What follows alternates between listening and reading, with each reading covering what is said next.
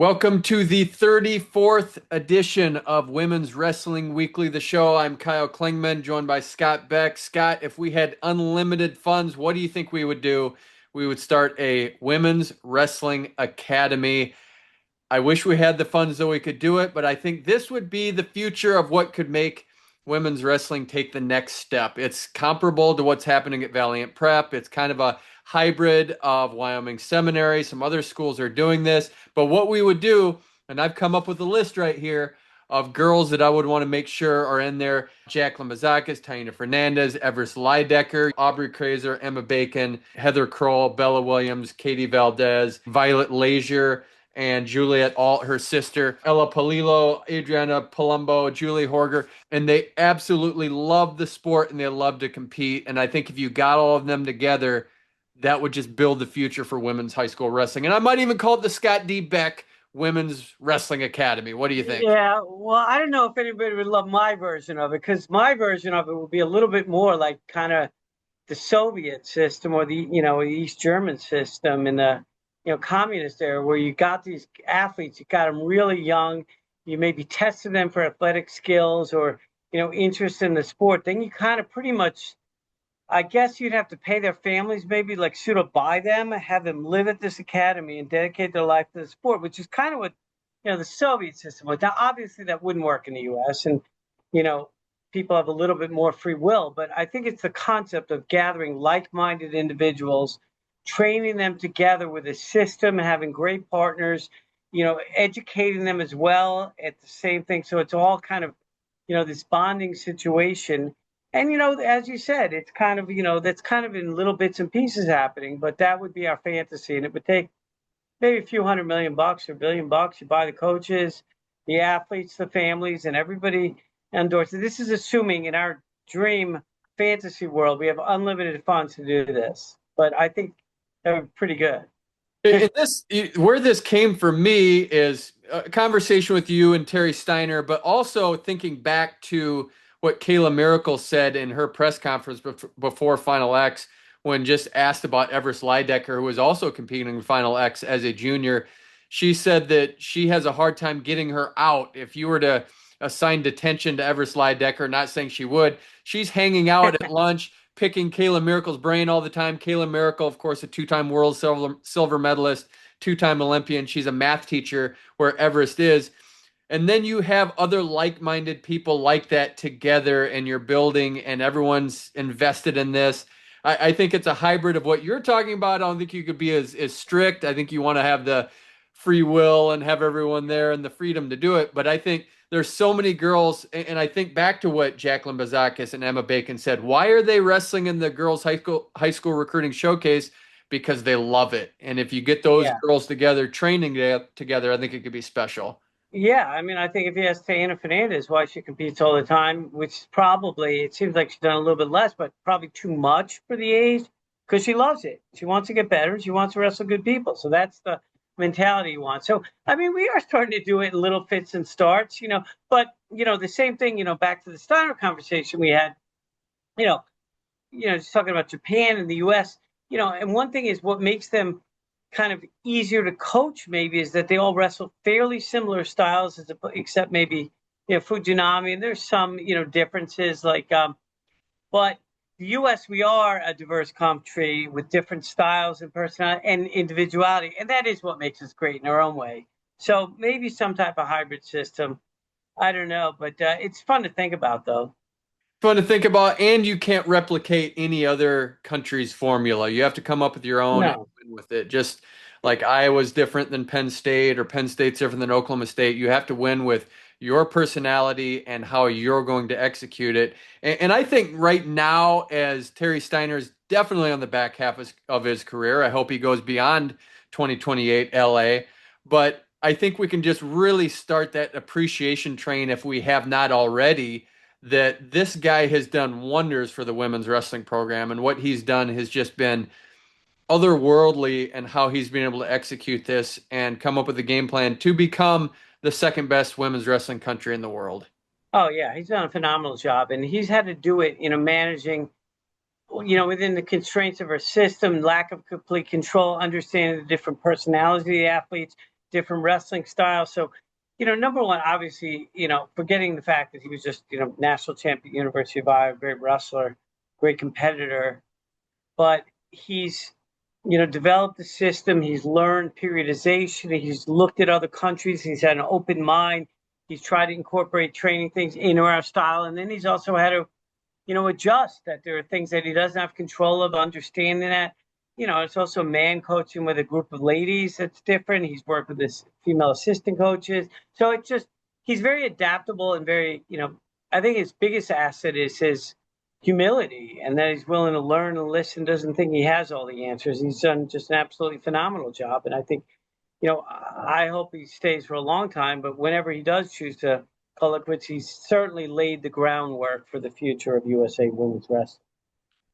And I'm not sure I like the wording of how are we going to catch Japan or we're chasing Japan. I think it does need to be just autonomous and say we're in our cylinder and we're going to go after whoever is in front of us and not back down from that and not make it about we're trying to chase Japan. I think that could be a mistake at times, although they are the benchmark right now. I just think you have to create your own identity and not back down. Yeah, how could we get domestically continue to get better at wrestling and competing, with a diverse group of athletes, a variety of age groups? How do we just keep getting better and have a team of committed athletes that have a love of the sport and are committed to doing the right things to get better, whatever that means for each athlete? And although it's fiction, you brought up this example from Rocky IV when Rocky cuts Ivan Drago and he says, "You see, he's not a machine; he's a man." Easier said than done, and it's going to take some willpower and execution. We've talked about you can't just have heart; you have to have technique that goes with it and be able to fend a leg lace or a gut wrench and have those skill sets. But that's the concept right there: is you can't just think that they're invincible. You have to go after them and believe at some level that we can overtake that. Yeah, you need the belief, and you see that because they breathe and they're human and they do lose, and everybody can be beat. We were talking about that in our call. Everybody can be beat in any sport, and we've seen that. That's why they actually have the competitions, right? And it is a function of belief, heart, and wrestling's not a random sport. You have to keep getting better at wrestling and improve. And I think we are doing that. And there's ebbs and flows. You may have a crop of athletes that at a young age are tremendous, and then you may have a gap where you don't have. You can't assume every 4 years you're going to get Blades Welker and Macy Killed or a Jimenez or a, but we do. We will have good athletes. They may not all come in the same group, but the athletes are keep improving. The sport keeps developing, but it's developing in other countries as well, for sure.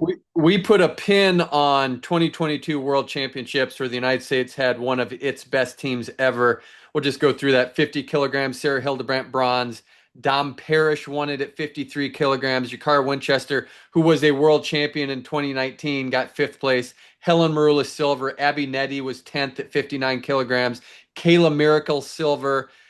Mallory Velty bronze, Tamira Mensah-Stock won gold, Amit Elor won gold, and then Diamond Guilford 19. And we were still 33 points behind Japan, and Japan was missing Fujinami, who was injured, so it was 9 on 10. So if you're looking at how you're going to overtake it, it's still going to be daunting to overtake a team like that. Yeah, and if you look at that team, Sasaki was, 6 of the 10 ultimately were Olympic gold medalists, whether before or after us. Sasaki Fujinami, Maya Makita, Tsugami Sakurai, Matoki, and then, Kagami at 76. And then, you had Azaki's world champ, Miwa Morikawa's world champ, Amiishi's world champ, Masako Ferrucci. So basically, the scrubs on the team were only world champs. And those scrubs were all like two-time junior world champ, two-time U20, like every one of them is a multiple, whether it's age group and all minimum senior and 6 Olympic champs. So there's not much room for error when you have a lineup like that. But, I think it comes down to, on our best day, can we compete with them? Absolutely. And our lineup did. And, we had some phenomenal performance. I mean, Dom Parrish pretty much came out of nowhere to win a world gold medal. I know Fujinami was there, but she beat, Ecuador, who's phenomenal, as we know, and she became phenomenal. She laced her, and she beat really good people. So, it can be done. It's just going to take time. And I could imagine a scenario where we have a lineup where every single person at some point was, world champ or world silver medalist or an Olympic champ. And I think the one that you have to point to is the 2003 World Championships in New York City. They tied Japan, they won on criteria, and then they beat them in Japan in the World Cup. And I think when you look at that, I think you lock in on that. I think maybe you talk to those athletes. How did you do it? What was the belief system? How did you rally together? And I think it does take some sort of cohesiveness in order to overtake a daunting challenge like that. Similar to Penn State in men's wrestling. The best race is for second place at this point, and Chael Sonnen talked about that's the intrigue right now. But if you can start inching closer, and I think Amit Elor was close to a lock. She's not in the fold right now, so I think that derails a little bit. But I think this year you can take some of these concepts and just say we're going to prove it a little bit this year. Yeah, I mean, yeah, we have a really strong team. And, I mean, you look at like a team like Penn State and you say, go, they ever going to be beat? Yeah, they will. I promise you. I don't know when, but they will. Just like at some point Japan will. I mean, University of Iowa had a pretty damn good streak, in men's wrestling. It looked like nobody ever beat them, and then they got beat. Oklahoma State back in the day. UCLA men's basketball team had a very long streak. I mean, Tiger Woods looked like he could never lose, and he did. So it happens, and it will happen. Let's move to the junior national duels and Pan American championships. Let's start with Pan Ams. 10 for 10, domination. And I think the lesson here is these are fun tournaments to be part of. And I think it's about getting international competition for the U17 division. At one point, Scott, I would say that I wasn't as gung-ho about Pan Am championships at any level. Now I've changed my mind on that. I think this is a great competition. I think it's a great way to get competition. And I think the more you can get overseas and just get that out of your system and just say, I've wrestled internationally, I know what it feels like. And how many times have you heard that in interviews? I got through a mental wall just going to those competitions, making weight. I think that's important. Yeah, and especially, we've talked about this a little bit at the senior level, but it holds true for the most part at juniors and U17s, and now they have U15s as well. I mean, these countries, they come to fight and they're intense competitors. So you actually, I think, listen, we went 10 for 10. I don't know what's going on. Do we have the greatest U17 team ever to go 10 for 10 goals? Back then, maybe we get 6 or 7. Cuba had bigger teams they would send. Canada was a little deeper. There'd be some great athlete at some country where we lose some matches and wouldn't get all gold medals. So are we up? Are they down? Probably a little bit of both, maybe. I don't know. But you get used to physical wrestling. It's a very physical style, the Pan Am countries. And I think that hardens us a little bit because we don't go out there and fight. We go out there and wrestle. I mean, there's some wrestlers that, wrestle more aggressive than others. But you wrestle somebody from, Ecuador or Brazil, Peru, they're fighting, Cuba. I mean, it's intense, it's physical. And in fact, sometimes, the best thing you could do is survive the match, win and not get hurt. Because they'll do some interesting stuff. They go upper body a lot. They're very physical in the hand fight. They'll do, if you're in short offense, they'll do the hook the elbow thing. If you've never felt that, it's a weird, dangerous position. So, many of them are pinners, throwers, and scrappers. So I think it's very good for us. But this performance, I don't know what you say, about 10% gold medal. We lost one match. I think it was at 60. I forget what weight it was in the 60s, but she came back and won a gold medal. So that's pretty impressive as well. And then Taina's Fernandez doubled up, won the Pan Ams and the beach. Beach, yeah, So crazy. she can I'm do it sure all. for church and figures, I'm there. I might as well wrestle, right? I mean, I like that. crazy. She loves to compete. Now, let's move to the junior national duels. I just love this event so much because you live and die as a team. I don't know how we can get more people to get behind the duel concept. We've talked about it so much with the national duels. I think the team champion is whoever wins the national duels. I think for this, with Team Michigan Red winning, I thought they had an outstanding performance top to bottom. Watch the finals against Ohio Gray, who had a gutsy performance just to make it to the final match. They actually lost to Missouri on criteria, but then beat Pennsylvania to make it to the final match against Michigan. But just watching it live, Tatiana Castillo had a come from behind 10-9 win. She gave up kind of a goofy four where I thought she got a little over anxious on that. Didn't have to give that up, but came back and won. Maddie Neuenhuis beat Liberty Nye. Big on Liberty Nye. Just some difference in the styles that they had. Neuenhuis a little bit shorter. Nye was taller. Neuenhuis is a natural 105 pounder, but she just went out and got it and got a gutsy takedown to get a 4-4 criteria win.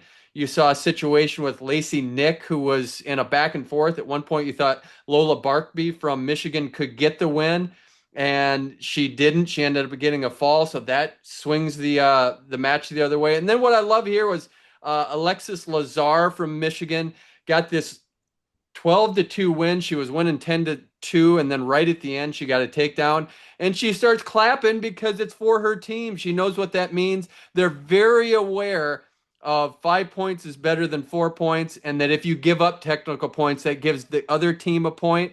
So these swing matches, one way or the other, make a huge difference. Michigan pulled away eventually, but I love when you see those wins by one team. They're pointing to the sideline and saying, I did that for you." Yeah, and to me, it's first of all, the team duel format's great because everybody's supporting each other. And I remember, it used to be right after Fargo, which was brutal. You wrestle cadets, juniors, and then junior duels, 6 more matches. But I remember in the semifinals when Team New York, my daughter Michaela was wrestling Marissa Birueta, I think it is, from Washington, who had annihilated her at Folkstein Nationals and juniors and pinned her. And for the team to win, Michaela couldn't get pinned or tapped. So she was literally stalling her tail off, but the goal was just not to. And I think she lost like 6-2 or something. And the team like mobbed her just because she got pretty much hammered and stalled the whole match. But she was wrestling a senior who was a much better athlete, national champ. And she was just not at that level at that point. But that, like, you're just fighting for the team. And even if you do what you have to do to maybe slow the match down, it's just unselfish wrestling. And I think it's kind of exciting. And I think the other, and everybody really gets into it, and it's fun. And I love that they moved it separately. And the thing I like that they do, the way they set the system up with the pools, and then depending on how you're doing your original pool, you move into these colored pools for medal matches. So you have a bunch of matches because it's expensive to send teams to these tournaments. So it would be terrible if you go in your pool, you lose, you're out. But then they have these pools for like ranking based on how you did. So every team is getting a lot of competition. They're wrestling against different athletes. Coaches are getting experience, refs are getting experience, athletes are getting experience. So I think it's phenomenal. I watched a little bit. I wish I would have watched more. And I'm going to aspire to do that moving forward because I love the event and I think it's really good for wrestling. We have to talk about someone who made a splash one way or the other, and that's Bella Cepak. She had, believe it was 6 falls, and then she lost her last 2 matches. But it's not necessarily that she lost 2 matches, it's how she wins her matches. And we're going to show highlights here over the top while we're talking, because we'll show highlights from the girls' high school recruiting showcase and from the national duels. You can see exactly what she does. She has a headlock, and I guess you'd call it a gator bacon. If you ever watch Dylan Ness, he had the same thing where he's a 4-time All-American, made 2 national finals with a unique style. Now, I fully understand this style of wrestling isn't going to translate to winning world and Olympic gold medals. You have to have classic technique. You have to have leg shots. You have to have a different type of style. I get that. I love the creativity. I love that she's embracing her style. This is who she is. And if someone says Bella CPAC is up on mat 3, I am going wherever it is to go find and watch her. And you brought it up earlier. You said there's room for everyone to have their own personality. You got to wrestle your personality regardless of the outcome. Yeah, and it's good. It's fun. I watched, you sent me a bunch of clips. I watched the matches. I mean, clearly, she's exciting, has a style, and I remember, but ultimately, yeah, I mean, and I'm not just talking World Olympic titles, but just to be the best wrestler, you have to develop, a style that even if it has that stuff, you need to be able to complement it. And it ultimately limits her. And you see, I don't accept that she can only get to a certain level because she does these throws. Like, I think it's incumbent upon herself and the coaches to develop, a more diverse offense. Like, Sophia Macaluso got way better when she developed a good misdirection leg attack and, started to do more different things. At first, Mia and Sophia, both Macaluso sisters, were very upper body and throws.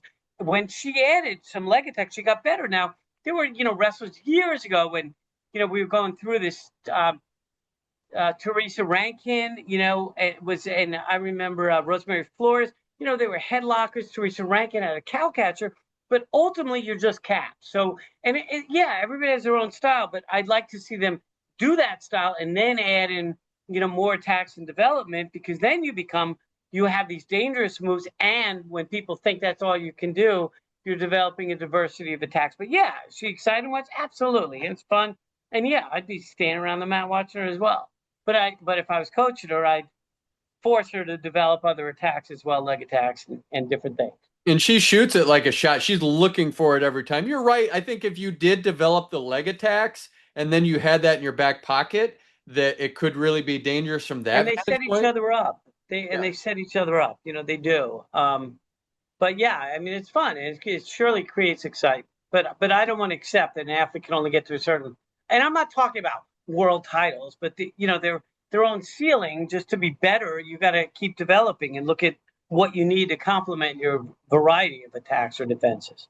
It reminds me of what Jim Gibbons said about Dylan Ness, highly combustible material handled with extreme care. I don't know if you remember that, but Yeah, it's an a great absolute statement. nightmare. I mean, if you're the person wrestling these people, it's horrible because you know that they're dangerous and can just blast you at any moment. Next thing you know, you look up, you're on your back staring at the ceiling. Dylan Ness was exceptionally dangerous, but and fun to watch, And you believe me, they know it's coming. Everyone scouted it out, and she's still able to get it often, not to, against everyone. I didn't see the two losses. How'd she lose? Well, yeah, it was leg attack, staying solid. I think she got headlocked in the last one, and when she wrestled Carly Chesker from Wisconsin, who, if you Yeah, it's remember very right, solid. Yeah. yeah, she's solid. She won the Midlands over Amani Jones when she was a freshman in high school, and Amani Jones, Yes. we know what she's done, two-time age level world medalist, and has been right there. I think she dealt some injuries, but she just stayed solid and was able to do that. But when you go into it and you're a little bit scared and you know it's coming and you know you get choked out, I mean, it's going to put pressure on your neck on those situations. So it's kind of scary. Yeah, it's dangerous stuff. Handle with care. Yeah, Highly combustible. highly combustible, handle with extreme care. So I Yeah, for sure. love the junior duels. Congratulations, Team Michigan. I thought Ohio State wrestled lights out. Pennsylvania had a good team, and I just wrote this down on Pennsylvania. They were the returning champions, but look who they were missing from the lineup: Jacqueline Bazakis, Madison Healy, Emma Bacon, Violet Leisure, Jordan Faust, Sierra Chiesa, and Aubrey Krazer Well, could have been on the team, but can you for whatever imagine that reason, team? no. That's insane.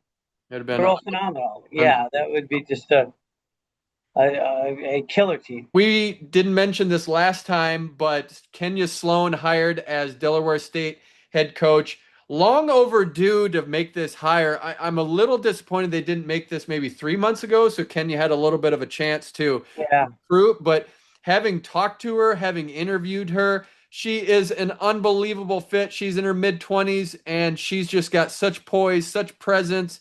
And I think this is the absolute perfect hire for a Division One program. I hope she's able to get a good team. And she even said that some people have been waiting for this to drop, and she had actually people calling her saying, I've been waiting for this hire, can't wait. And so I hope she's able to get started and get a nice group of girls. Yeah, it's exciting. She's really good. She'll do a good job, and it's a very good hire, and excited to see how she does there. And I'm glad that they added wrestling, and she's a good first Division One coach. Yeah, good stuff.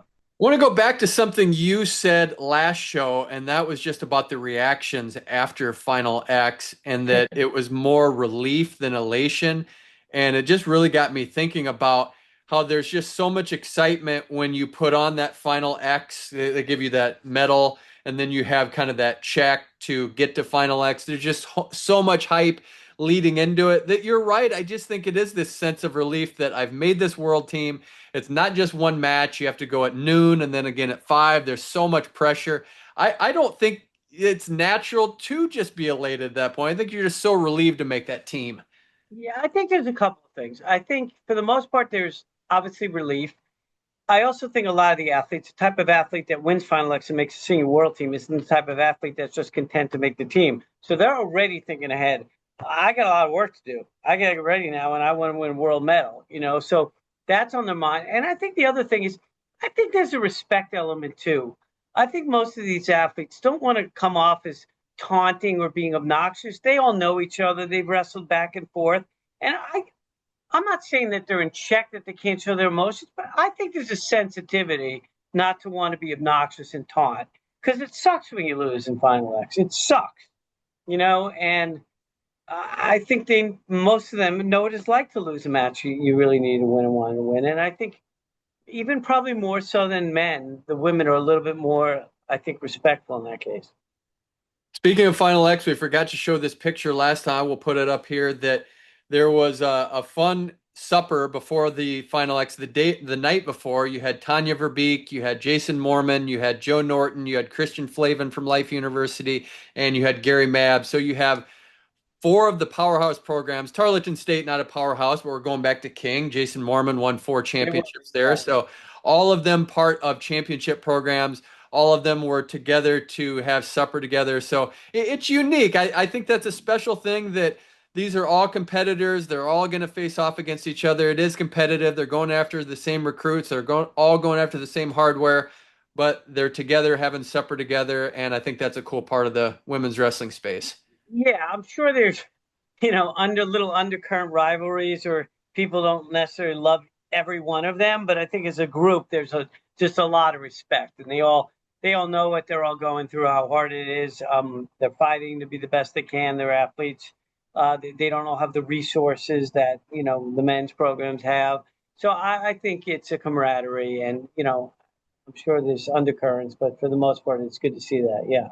And learning from Christian, he said the NCAA designation is making a difference in recruiting. I think he's saying these girls want that NCAA, and so maybe it's making more of a difference than we think than the NCWWC, where it's NCAA schools. I think now perception's reality. I think having that NCAA champion, having that designation, I think it's going to change the recruiting game a little bit.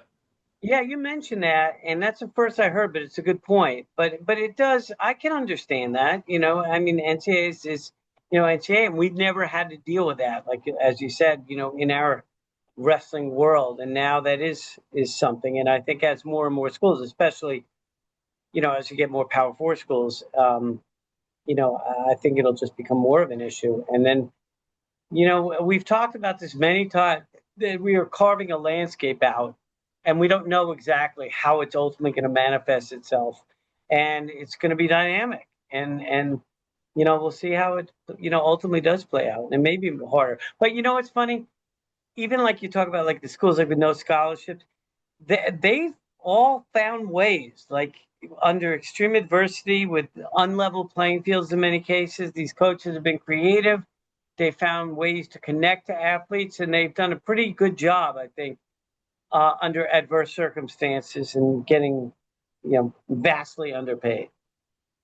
We are going to end with this. Last weekend was Father's Day, and one Michaela Beck posted a great video of Scott Beck and Michaela Beck going toe to toe in the hallway of your house apartment in New York, and she was taking it right to your jaw. And I don't know what you think about that, but she got nasty with you, Scott. Yeah, well, but back then, it was about 8 years ago, I could still beat her, I think, traditionally. So she had to resort to those tactics. She doesn't anymore. She could just push me around like a little baby. So we can't even do that stuff anymore.